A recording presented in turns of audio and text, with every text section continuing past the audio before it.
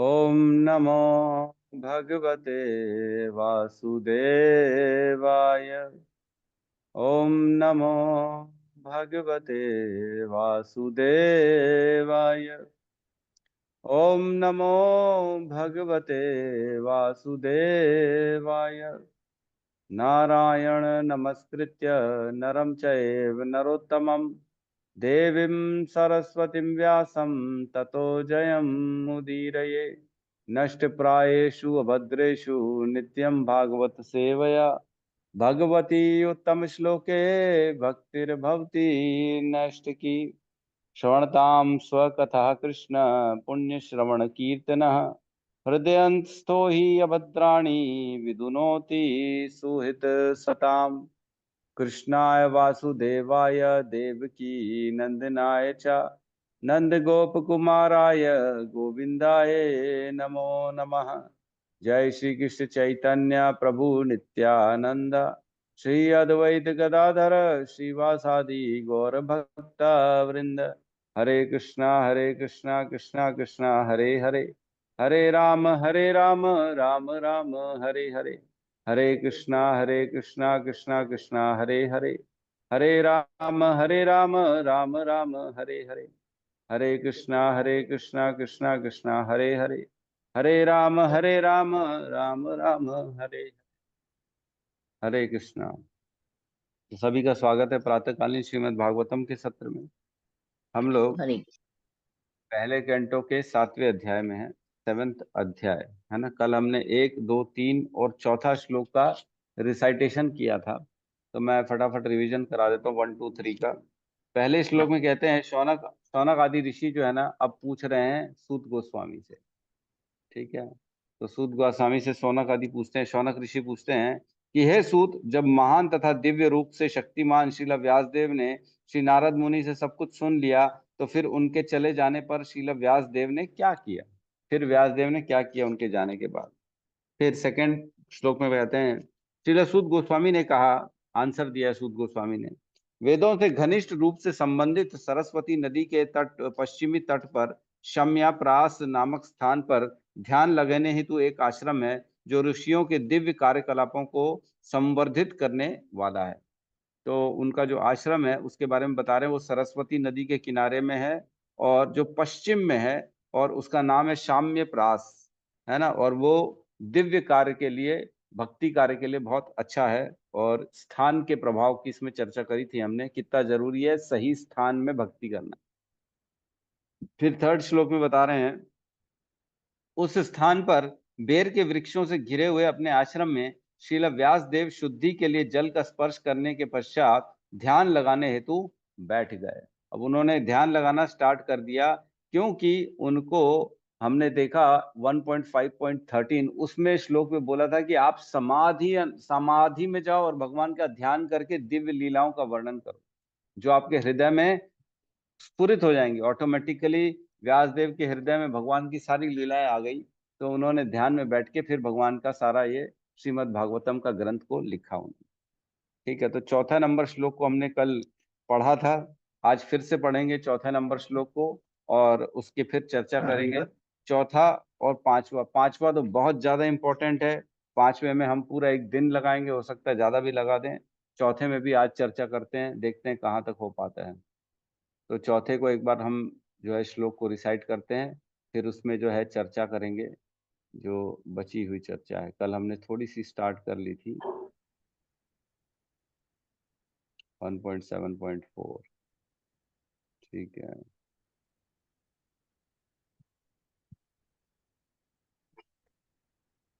Four.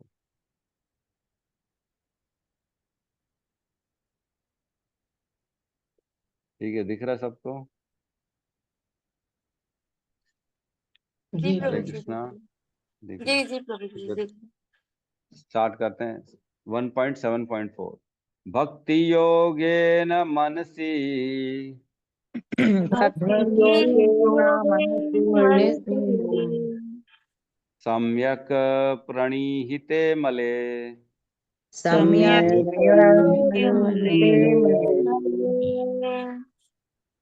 अपश्यत पुरुषं पूर्णं अपश्यं पुरुषं पूर्णम् मायां च तदपाश्रयम् मायां च तदपाश्रयम् भक्ति योगेन मनसि भक्तियोगेन मनसि सम्यक् प्रणीहिते मले सम्यक् प्रणीते अपश्यत पुरुषं पूर्णम् अपश्यत पुरुषं पूर्णम् मायां च तदपाश्रयम् मायां च तदपाश्रयम् भक्ति योगेन मनसि भक्तियोगेन मनसि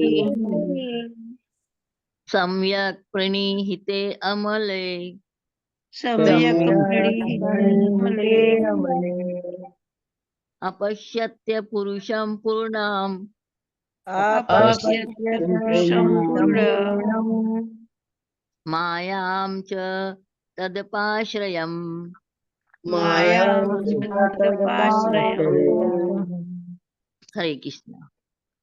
भक्ति योगेन मनसि भक्तियोगेन मनसि सम्यक् प्रणीहिते अमले सम्यक् प्रणीते अमले अपश्यत पुरुषं पूर्णम् अपश्यत् पुरुषं पूर्णम् मायं च तदपाश्रयम् मायां च तदपाश्रयम् अनुवाद। इस प्रकार उन्होंने भौतिकता में किसी लिप्तता के बिना भक्तिमय सेवा भक्ति योग में अपने मन को पूर्ण रूपेण एकाग्र किया और इस तरह उन्होंने परमेश्वर की पूर्णतः अधीन उनकी बहिरंगी शक्ति के सहित उनका दर्शन किया। तो यहाँ पे चर्चा चल रही है कि नहीं, ओम अज्ञानतिमिरन्धस्य ज्ञानाञ्जन शलाकया चक्षुरुन्मीलितं येन तस्मै श्री गुरुवे नमः। श्री चैतन्य मनोभीष्टं स्थापितं येन भूतले स्वयं रूप कदा मह्यं ददाति स्वपदान्तिकं।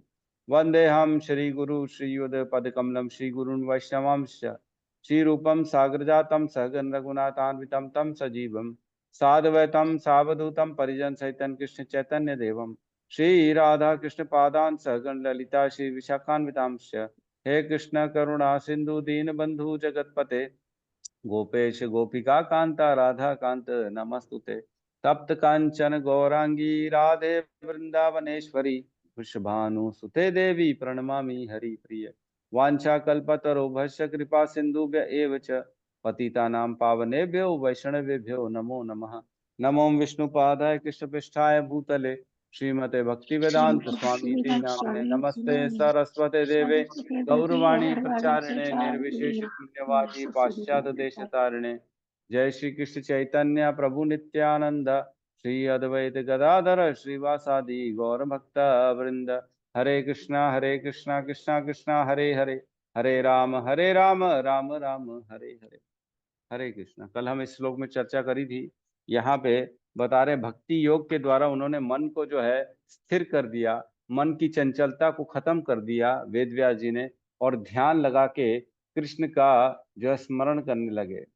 तो उन्होंने जब चिंतन स्टार्ट किया भगवान का, तो जब चिंतन स्टार्ट किया तो उन्होंने दर्शन किया भगवान का, पूर्ण पुरुषोत्तम। किसका दर्शन किया उन्होंने? पूर्ण पुरुषोत्तम भगवान का। पुरुषम पूर्णम, है ना, पुरुष परम पूर्ण पुरुष भगवान श्री कृष्ण का दर्शन किया। और साथ में क्या किया? माया च तद आश्रयम, उपाश्रयम। तो माया भी जो है, जो भगवान के आश्रित माया है, उसका दर्शन किया। किसका किसका दर्शन किया? पूर्ण पुरुषम का दर्शन किया और माया का दर्शन किया, जो कि उनके आश्रित है, उनके अधीन है। तो पूर्ण पुरुष की जो व्याख्या की गई है, उस पूर्ण पुरुष में क्या क्या इंक्लूड है, कल हमने चर्चा करी। पूर्ण पुरुष में स्वयं भगवान श्री कृष्ण इंक्लूड है, और उनके साथ साथ उनके अंश और कलह जो उनके अवतार हैं, जो डायरेक्ट अवतार हैं या उनके अवतारों के भी अवतार हैं, उनको भी देखा उन्होंने। और उनके साथ साथ उनकी माया को देखा जो उनके आश्रित है, और उनकी शक्तियों को देखा। ठीक है, भगवान की शक्ति, भगवान और भगवान के अंश और उनके कलाओं को देखा, और माया को देखा जो भगवान के अधीन है। ये चार चीजों को इस श्लोक के माध्यम से बताया गया कि इन सब को देखा किसने? वेदव्यास जी ने, जब ध्यान करने बैठे। तो यहाँ पे बहुत इंपॉर्टेंट है चर्चा करना कि माया भगवान के अधीन है। उपाश्रयम, माया भगवान के अधीन है। माया भगवान से ही प्रकट होती है, लेकिन माया जो है ना, बहिरंगा शक्ति के अंतर्गत आती है और निकृष्ट है, मतलब भगवान के सामने ठहर नहीं पाती माया। क्यों? क्योंकि वो सबको भगवान से दूर करने का काम करती है। माया भगवान से दूर करती है। अगला श्लोक जो है बहुत इंपॉर्टेंट है, 5वां श्लोक, जिसमें माया की ही चर्चा होने वाली है।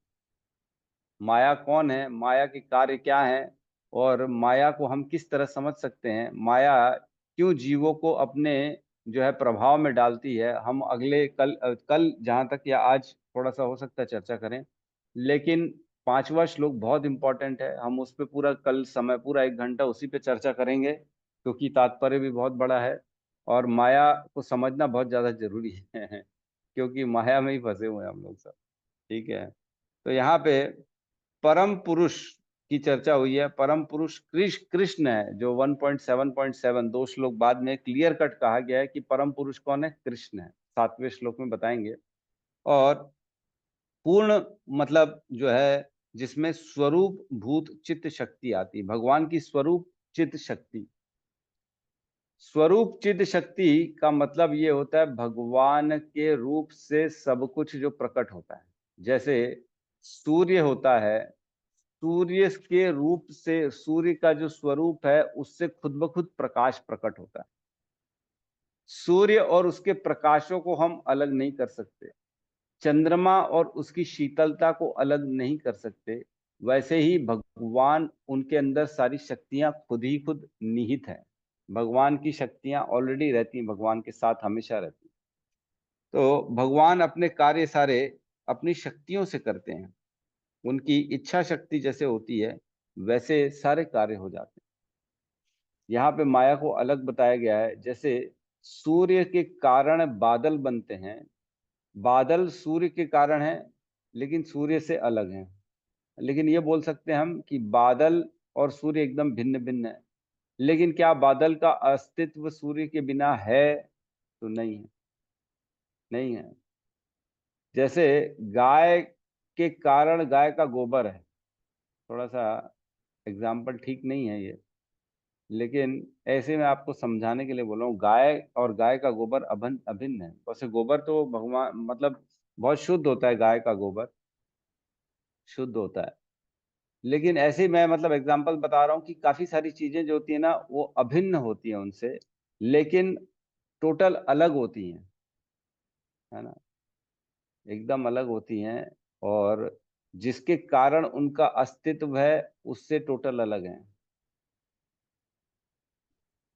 और क्या एग्जाम्पल दे सकता हूं मैं?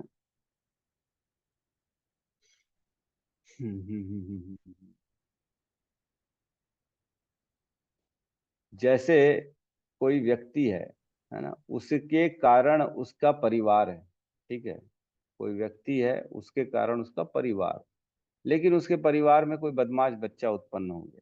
ठीक है, तो वो बच्चा है तो उस पिता के कारण ना, उसका अस्तित्व तो उसके पिता के कारण है।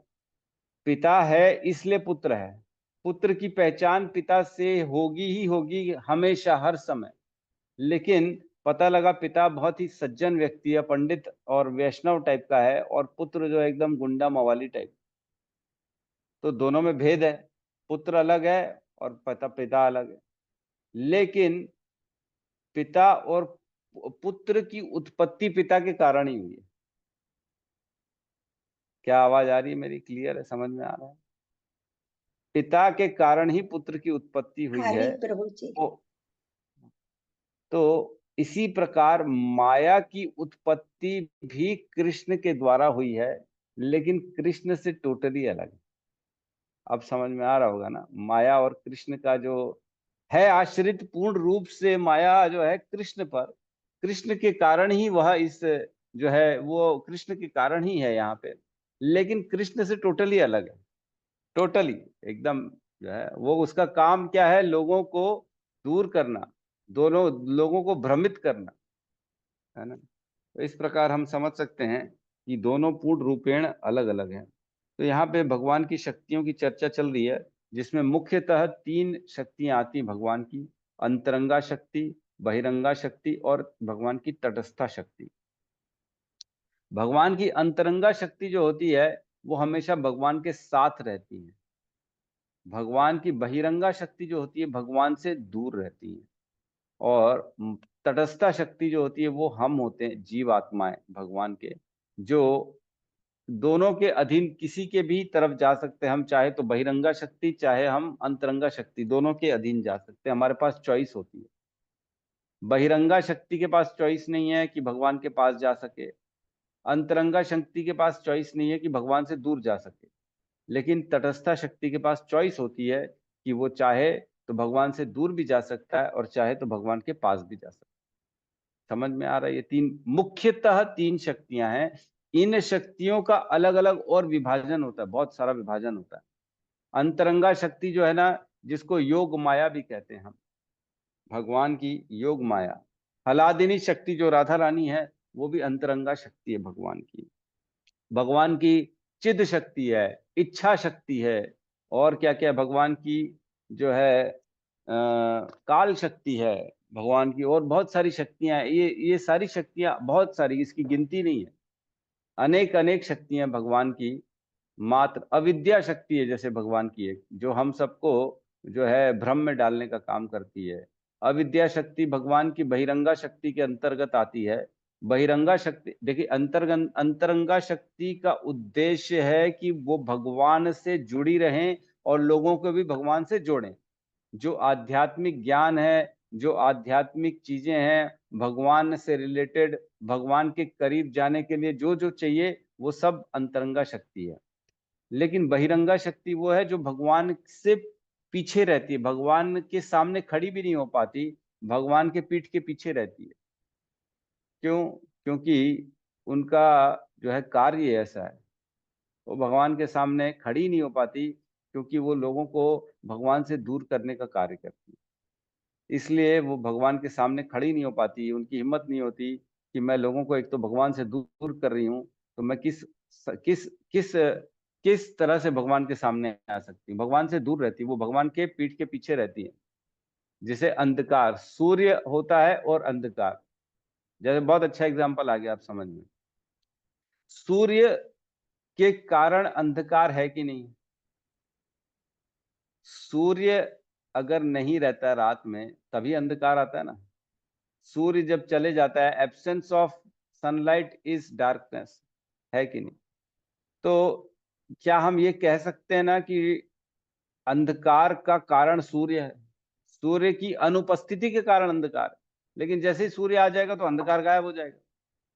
तो उसी प्रकार अंधकार और सूर्य का कोई मेल भी नहीं है, जबकि अंधकार तो एकदम विपरीत चीज है सूर्य की, लेकिन है सूर्य के कारण ही। सूर्य नहीं रहेगा तब अंधकार रहेगा, सूर्य आ जाएगा तो अंधकार को जाना पड़ेगा किसी भी हाल में, अंधकार रह ही नहीं सकता सूर्य के सामने। तो वैसे ही भगवान की माया शक्ति है, जहां भगवान आ जाते हैं वहां माया शक्ति रह नहीं सकती, लेकिन है उन्हीं के कारण। माया बहुत कल हम विस्तार से चर्चा करेंगे, कल की क्लास को कोई मिस ना करे, मैं ये अनुरोध करूंगा, क्योंकि अगर माया को समझना है तो कल की क्लास में हम माया को समझेंगे कि माया है कौन, माया का काम क्या है। हम तात्पर्य पढ़ेंगे, अलग अलग टीकाओं में से अलग अलग एग्जाम्पल्स लेंगे और समझने की कोशिश करेंगे कि किस प्रकार माया हम सबको भ्रमित करती है। ठीक है? तो माया कृष्ण के पीछे रहती है। जैसे हमने एक श्लोक आता है उसमें कहते हैं चैतन्य चरितामृत में, कृष्ण सूर्य सम माया है अंधकार, जहां कृष्ण तहां नहीं मायार अधिकार। कृष्ण क्या है, सूर्य के समान है और माया अंधकार के समान है, और कृष्ण जहां रहते हैं वहां माया का अस्तित्व नहीं रह सकता। तो एक श्लोक भगवत गीता में भी आता है, 7वें अध्याय के 14वें नंबर श्लोक में, उसमें कहते हैं भगवान, देवी ही एषा गुणमयी मम माया दुरत्तया मामेव ये प्रपद्यन्ते माया मेताम तरन्ति ते। ये जो मेरी देवी है ना, माया नाम की, ये बहुत बड़ी खतरनाक है ना, लेकिन मामेव ये प्रपद्यन्ते, जो मेरी शरण में आ जाता है उसको माया कुछ नहीं कर सकती, है ना। तो माया जो है भगवान के अधीन है, लेकिन हमारे अधीन नहीं है ना।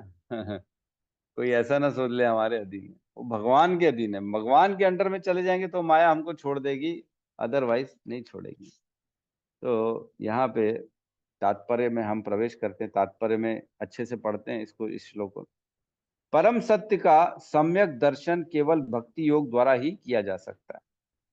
सम्यक दर्शन मीन्स पूर्ण रूपेण, टोटल 100% देखना, सम्यक दर्शन। परम सत्य मतलब भगवान, उनकी शक्तियां, उनके उनके स्वरूप, उनके अवतार, उनकी जो है सारी चीजें, भगवान की जो है स्वरूप, भगवान का विस्तार, अलग अलग लोकों में, ब्रह्मांडों में भगवान कैसे कैसे लीलाएं कर रहे हैं, उनकी महिमा, उनके रूप, उनके गुणगान, ये सारी चीजों का सम्यक दर्शन, जिसको कहते हैं 100% टोटल, पूर्ण रूप से हर चीज को देखना भगवान की, ये कैसे हो सकता है? केवल भक्ति योग द्वारा ही किया जा सकता है। तो एक श्लोक आता है, हम पढ़ चुके हैं, 18.55, 18.55, उसमें कहते हैं कि भक्त्या माम अभिजानाति यावन यस्य अस्मि तत्वतः ततो माम तत्वा ज्ञात्वा विशते तद अंतरम अनंतरम। मतलब केवल और केवल मुझको जो है ना भक्ति के द्वारा ही समझा जा सकता है, भगवान ने पहले ही बताया भगवत गीता में। और कोई मेथड नहीं है मेरे को समझने का, मेरे को देखने का, मेरे को तत्व से जानने का। तत्व से जानना मीन्स पूरा अच्छे से अंदर तक प्रवेश करके भगवान के बारे में हर चीज जानना। इसकी पुष्टि श्रीमद् भगवत गीता में हुई है, जो हमने चर्चा कर ली। मनुष्य केवल भक्तिमय सेवा द्वारा ही पूर्ण पुरुषोत्तम भगवान को सही सही अनुभूति प्राप्त कर सकता है, और ऐसे पूर्ण ज्ञान के बल पर ही वह भगवत धाम में प्रवेश कर सकता है। यह भी बहुत इंपॉर्टेंट है कि जब तक भगवान की भक्ति और भगवान को जान नहीं पाएंगे पूर्ण रूपेण, तब तक हमको भगवत धाम में प्रवेश करने में प्रवेश ही नहीं कर पाएंगे, घुस ही नहीं पाएंगे। एक श्लोक आया था, हमने पढ़ा था 13.8 से लेके 12 तक भगवत गीता में, जिसमें ज्ञान के 20 विषय बताए गए थे। उनमें अलग अलग बहुत सारे चर्चाएं चली थी, ये भी ज्ञान है, वो भी ज्ञान है, ये भी ज्ञान है, सहिष्णुता ज्ञान है, और सहनशीलता ज्ञान है, और सुख दुख में समभाव रखना, और मोह से दूर रहना, ये सारा ज्ञान उन्होंने 20 पॉइंट में बताया था। जिसमें एक पॉइंट था मेरे प्रति अनन्य भक्ति। याद है किसी को कि नहीं? 13.8 से लेके 12 तक 4 श्लोकों में ज्ञान किसे कहते हैं भगवान ने बताया भगवत गीता में। उसमें 20 विषय बताए गए हैं कि इन 20 चीजों को ही मैं ज्ञान घोषित करता हूं, बाकी सब कुछ अज्ञान है। तो वो 20 चीजों में सबसे इंपॉर्टेंट था कि मेरे प्रति अनन्य भक्ति। बोलते हैं मेरे प्रति अनन्य भक्ति रहती है तो सारा ज्ञान खुद ब खुद स्वतः उत्पन्न हो जाता है ना, लाने के लिए जरूरत नहीं पड़ती। जैसे गाय को लाएंगे तो साथ ही साथ उसका बछड़ा भी खुद ब खुद चला आता है, उसको अलग से पकड़ के लाने की जरूरत नहीं। गैया को पकड़ के ला दिए, पीछे पीछे दौड़ता दौड़ता उसका बछड़ा खुद ब खुद आ जाता है। वैसे ही केवल और केवल अनन्य भक्ति कर लिए तो पीछे पीछे पूरे 19 जो विज्ञान के विषय हैं वो सारे खुद ब खुद स्वतः आ जाते हैं हमारे अंदर, केवल भगवान के प्रति अनन्य भक्ति करने से। आगे कह रहे हैं, निराकार ब्रह्म या अंतर्यामी परमात्मा के अपूर्ण ज्ञान से पूर्ण ब्रह्म की अधूरी प्राप्ति करके कोई भगवत धाम प्रवेश नहीं कर पा सकता। मैं शेयर कर दूं क्या स्क्रीन तो थोड़ा, लेकिन आप लोग ना बीच में अनम्यूट नहीं करेंगे, क्योंकि अनम्यूट करेंगे तो फिर मेरे को जो है डिस्टरबेंस हो जाता है, फिर मेरे को उसको बंद करके फिर इधर आना पड़ता है। ठीक है, तो आपसे विनती है कि आप अनम्यूट कोई भी ना करें। मैं शेयर कर दे रहा हूँ स्क्रीन, ताकि आप सब भी जो है ना तात्पर्य को भी देख सकें, जो हम पढ़ रहे हैं अभी एट प्रेजेंट। ठीक है,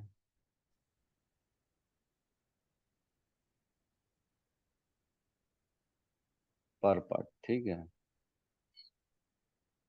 हम यहाँ पे हैं, निराकार ब्रह्म, ठीक है, दिख रहा है सबको यहाँ पे निराकार ब्रह्म, है ना। निराकार ब्रह्म या अंतर्यामी परमात्मा के अपूर्ण ज्ञान से पूर्ण ब्रह्म की अधूरी प्रतीति करके कोई भगवत धाम में प्रवेश नहीं कर पा सकता। मतलब इसमें यह लिखा है कि निराकार ब्रह्म जो होते हैं, जो कई लोग होते हैं ना कि केवल परमात्मा तक जिनका साक्षात्कार होता है, भगवान को वो सोचते हैं कोई भगवान का स्वरूप नहीं है, भगवान केवल शक्ति है, भगवान केवल सबके हृदय में रहते हैं और बस वो वैसे ही हैं, उनका कोई स्वरूप नहीं है। वो लोग का जो है आध्यात्म में वो भी भक्ति करते हैं, लेकिन वो भगवत धाम नहीं प्रवेश कर सकते, क्योंकि उन्होंने भगवान की साकार रूप में कभी पूजा नहीं करी है, उन्होंने कभी चिंतन नहीं किया है ना। आगे कह रहे हैं, श्री नारद मुनि ने श्रील व्यासदेव को उपदेश दिया कि वे श्री भगवान तथा उनकी दिव्य लीलाओं का ध्यान में निमग्न हो जाएं। तो ये हमने चर्चा करी श्लोक नंबर 1.5.13, जिसमें कहते हैं समाधि ना अनुस्मरण, समाधि में जाओ और भगवान का स्मरण करो, ताकि जो है लोगों की तुम जो है जिज्ञासा को शांत कर सको, है ना। 1.5.13 मैं पढ़ रहा हूं। अथो महाभाग भगवान अमोघ दृक् शुचि श्रवा सत्य रतो धृत व्रतः उरुक्रमस्य अखिल बंध मुक्तये समाधिनानुस्मर त्वद विचेष्टितम। हरि बोल, ये तो गायब हो गया, तद विचेष्टितम। तो इस प्रकार समाधि में जाओ और भगवान का चिंतन करो, ठीक है। आगे, श्रील व्यासदेव ने ब्रह्म तेज पर ध्यान नहीं दिया, क्योंकि यह पूर्ण दृष्टि नहीं है ना। उन्होंने ब्रह्म तेज पे ध्यान नहीं दिया, उन्होंने भगवान पे ध्यान दिया। और पूर्ण दृष्टि तो भगवान की व्यक्तित्व है, जिसकी पुष्टि श्रीमद् भगवद गीता के 7.19 में हुई है, वासुदेवः सर्वम इति, है ना। वासुदेवम सर्वम इति कौन सा श्लोक है? 7.19।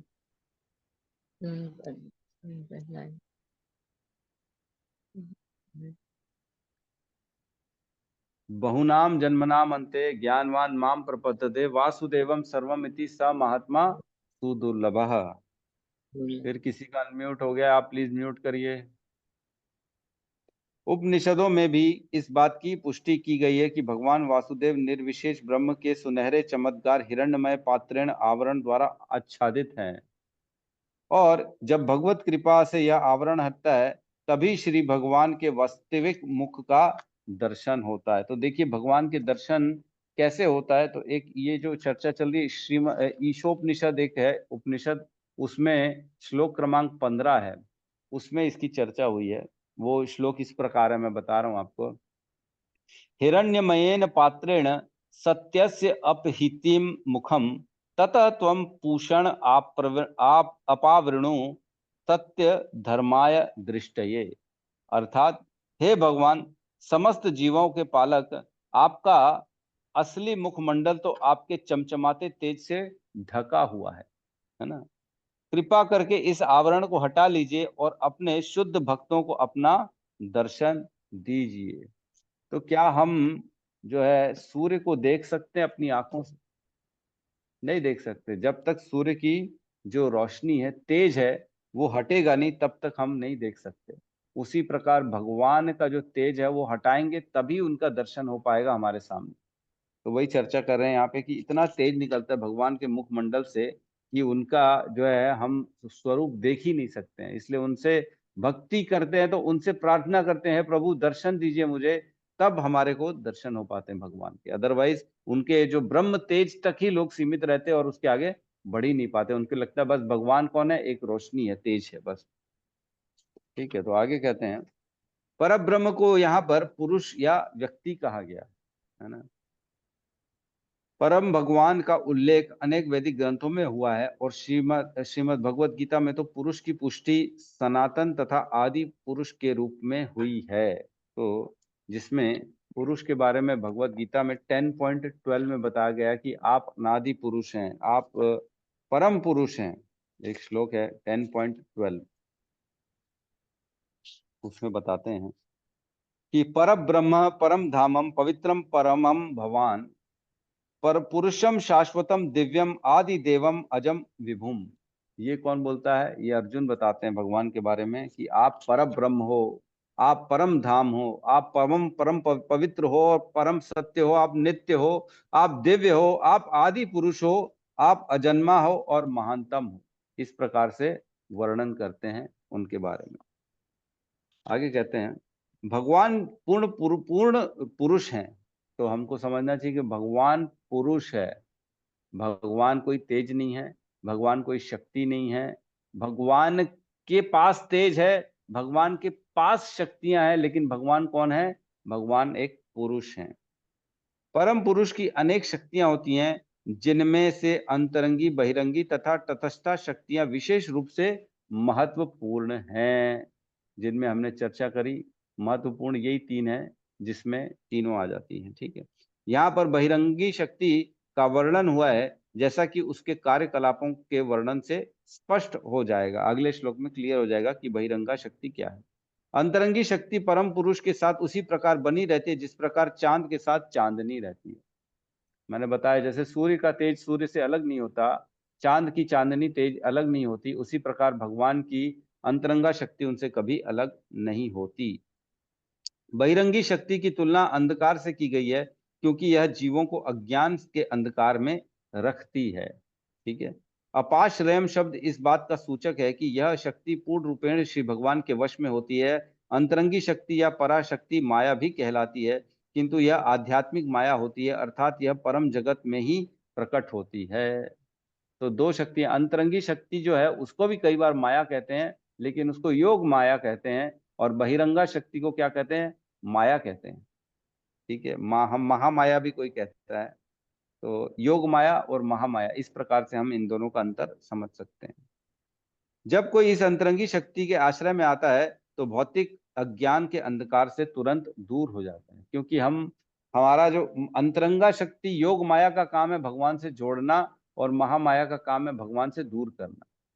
ठीक है, तो जैसे ही कोई इसके अंडर में आता है अंतरंगा शक्ति के, तो भगवान से जुड़ जाता है। इसका एग्जाम्पल है 9.13 में, एकदम क्लियर है। उसमें कहते हैं 9-13 श्लोक है, उसमें कहते हैं महात्मानस्तु माम पार्थ देवीं प्रकृतिम आश्रितः भजन्ति अनन्य मनसो ज्ञात्वा भूत आदिम अव्ययम। जो मेरी भक्ति करता है ना, वो धीरे धीरे अंतरंगा शक्ति योग माया के अंतर्गत आ जाता है। देवी प्रकृति में आश्रित है, उसको देवी भी कहा जाता है, देवी प्रकृति भी। ठीक है, आगे कह रहे हैं यहां तक कि जो आत्माराम है, अर्थात जो समाधिस्थ रहते हैं, वो भी इस माया की या अंतरंगी शक्ति का आश्रय ग्रहण करते हैं। क्लियर है, दिख रहा है? आश्रय में आते हैं। भक्ति में सेवा या भक्ति योग इसी अंतरंगी शक्ति का कार्य है। देखो, भक्ति जो हम कर रहे हैं ये अंतरंगी शक्ति के अंतर्गत कर रहे हैं, और समाज की, परिवार की सेवा जो कर रहे हैं हम, ये बहिरंगा शक्ति के अंतर्गत कर रहे हैं। इस प्रकार अपरा शक्ति या भौतिक शक्ति के लिए कोई स्थान नहीं रह जाता, जिस प्रकार आध्यात्मिक प्रकाश के तेज के समक्ष अंधकार का कोई स्थान नहीं रह जाता। ठीक है, मतलब जैसे ही हम भगवान की अंतरंगा शक्ति योग माया के अंडर में आते हैं, तो हमारे अंदर में कोई अंधकार नहीं रहता, कोई अज्ञान नहीं रह जाता, और माया जो होती है हमारे को विस्मृति, इल्यूजन, भ्रम में नहीं डाल पाती है। ऐसी अंतरंगी शक्ति निराकार ब्रह्मबोध से मिलने वाले आध्यात्मिक आनंद से बढ़कर है। ये बहुत इंपॉर्टेंट लाइन है कि जो निराकारवादी होते हैं वो भी आध्यात्मवादी ही कहलाते हैं, और उनको भी कुछ सुख मिलता है, ब्रह्म तेज का सुख मिलता है, लेकिन उनका जो सुख होता है, और जो भक्ति में भगवान के स्वरूप की जो भक्ति पूजा करता है, उनका जो सुख होता है, उनका कोई कंपैरिजन ही नहीं है। अरे ये क्या हो गया?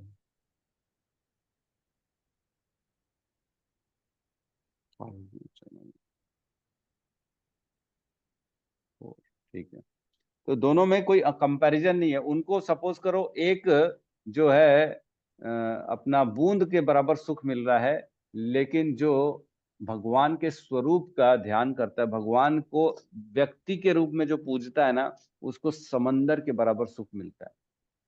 निराकारवादी को सुख मिलेगा एक बूंद के बराबर, और जो भगवान के साकारवादी होते हैं, जो उनकी पूजा करते हैं, उनको अनंत, कई गुना, करोड़ों गुना उससे अधिक सुख प्राप्त होता है। आगे कहते हैं भगवत गीता में यह कहा गया है कि निराकार ब्रह्म तेज भी भगवान कृष्ण का परम व्यक्तित्व के उद्भूत है। साक्षात श्री कृष्ण के अतिरिक्त अन्य कोई परम पुरुष नहीं हो सकता, जैसे कि आगे श्लोकों में बताया गया।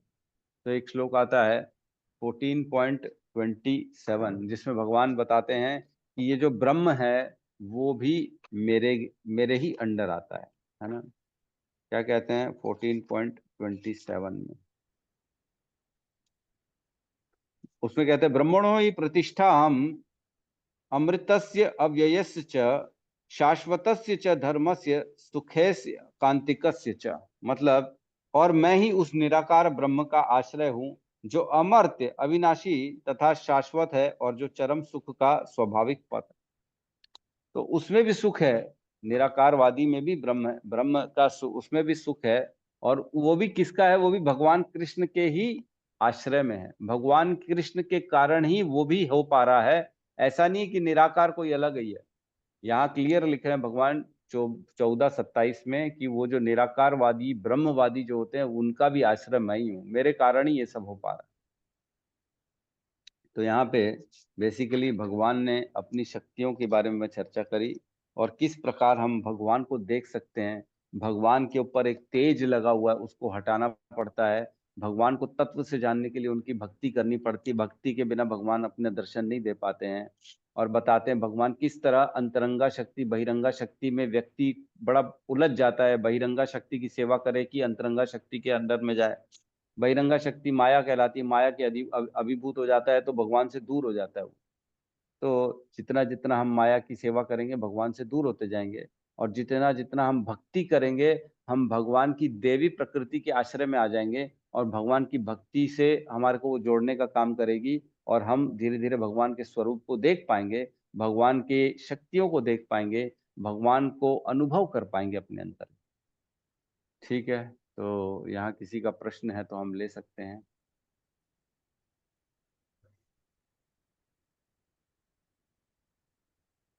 समझ में आया कि कंफ्यूजन में ही निकल गया पूरी क्लास? प्रभु जी, जैसे आप बताए, हरे कृष्ण प्रभु जी, आप बताए कि माया अपन को, ये तो बताए कि माया अपन को भगवान से दूर करती, लेकिन माया से कैसे बचे? अपन कितनी भी भक्ति करो, कुछ न कुछ ऐसा होगा कि माया बीच में आ ही जाएगी। माया से कैसे बचें? देखिए ऐसा है, कल भी हमारा माया पे ही चर्चा होगी। कल का श्लोक बहुत इंपॉर्टेंट होने वाला है। आपकी प्रॉब्लम का आधा सोल्यूशन तो कल ही मिल जाएगा आपको। जब आप देखो क्या होता है, जब तक हम बीमारी को समझते नहीं है ना तब तक हम बीमारी का इलाज नहीं कर सकते।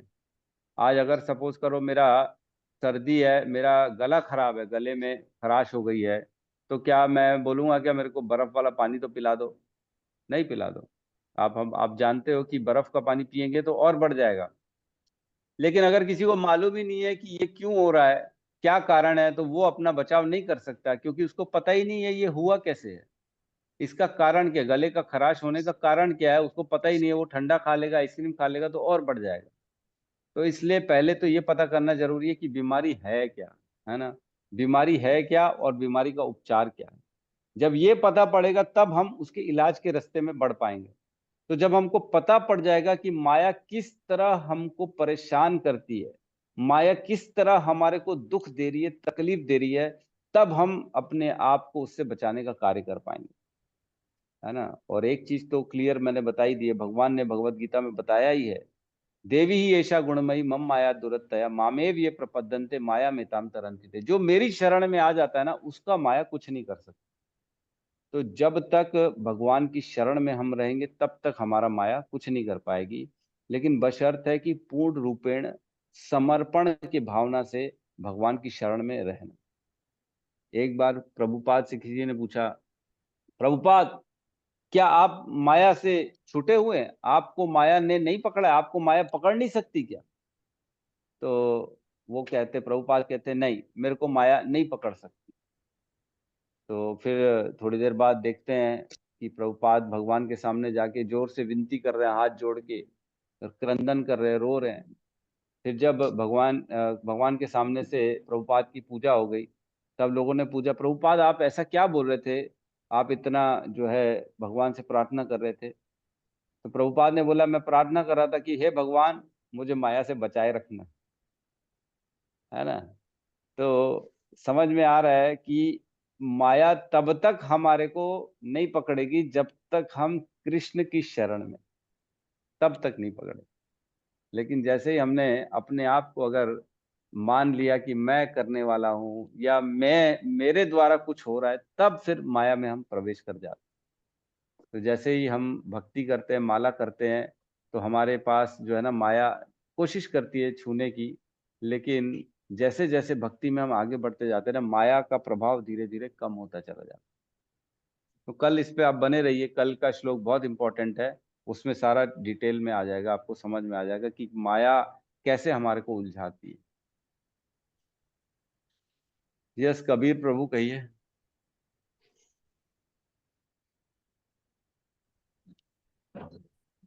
प्रभु जी, ये माया तो ठीक है, लेकिन मोह का भी आकार प्रकार होता है क्या?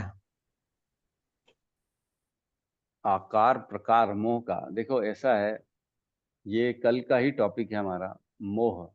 जब मोह क्यों होता है, भ्रम में आने से मोह उत्पन्न हो जाता है। जब व्यक्ति भ्रमित हो जाता है ना, वो यथावत देखने की शक्ति नहीं रहती, तब वो भ्रम में, यथावत जब चीजों को नहीं देख पाता, उनको एज इट इज नहीं देख पाता, तब भ्रम में चला जाता है और भ्रम के कारण उसको मोह उत्पन्न होता है। जैसे हम ये नहीं देख पाते कि हम भगवान के अंश हैं, या हम ये नहीं देख पाते कि हम आत्माएं हैं, ये शरीर नहीं है। ये भ्रम होता है कि मैं शरीर हूं, ये शरीर से हम अपनी पहचान कर लेते हैं, इसलिए मोह उत्पन्न हो जाता है। जो शरीर के रिश्ते नाते हैं, जैसे मेरा पुत्र है, पुत्री है, रिश्तेदार हैं, शरीर के द्वारा कमाया गया धन है, इसमें मोह उत्पन्न हो जाता है। क्यों? क्योंकि हम भ्रम में पड़ जाते हैं कि ये शरीर नहीं, मैं ये शरीर हूं, मैं आत्मा। तो जिस दिन भ्रम टूटेगा, उस दिन सारे मोह भी खुद ब खुद टूट जाएंगे, है ना। तो कल बने रहिए, कल सारी चीजों में चर्चा होगी, यही सब चीजों में। कल अपने अपने प्रश्न भी तैयार रखिएगा, जिसको जो पूछना है, क्योंकि कल माया के बारे में हम बहुत लंबी चौड़ी चर्चा करने वाले हैं। हरे कृष्णा प्रभु जी, यहाँ पर वो यस मैम। आत्मा राम का उल्लेख हुआ, उसको थोड़ा सा बता दीजिए। भगवत गीता में भी आत्मा राम का बहुत जगह उल्लेख। आत्मा राम मतलब जो आत्मा में रमण करता है उसको आत्मा राम कहते हैं। शरीर में नहीं है, वो आत्मा में रमण करने वाला आत्मा राम कहलाता है। जो जानता है कि मैं आत्मा हूं, मैं शरीर नहीं हूं, आत्मा के सुख के लिए कार्य करता है, आत्मा को परमात्मा से मिलाने का कार्य करता है, भक्ति करता है, कृष्ण की सेवा करता है, उसको आत्मा राम कहते हैं। जी प्रभु, धन्यवाद। धन्यवाद। ठीक है, तो यहाँ पे हम आज सबको प्रणाम करते हैं, क्लास को विराम देते हैं, और विनती, मैं सबसे रिक्वेस्ट करूंगा कि कल की क्लास मत छोड़िएगा, कल बहुत इम्पोर्टेंट है। अन्य लोगों को भी बता दीजिएगा जो छुट्टी मारते हैं ज़्यादातर ताकि वो भी कल आ सके, ज्वाइन कर सके। ठीक है, तो सब मिलके हरे कृष्ण महामंत्र का जाप कर लेते हैं। हरे कृष्णा कृष्णा कृष्णा हरे हरे हरे राम राम हरे राम राम हरे हरे। समस्त भक्त वृंद समस्त भक्त की वृंद जय जय। जगत गुरु जगद्गुरु श्रील श्रील प्रभुपाद की प्रभुपाद की जय।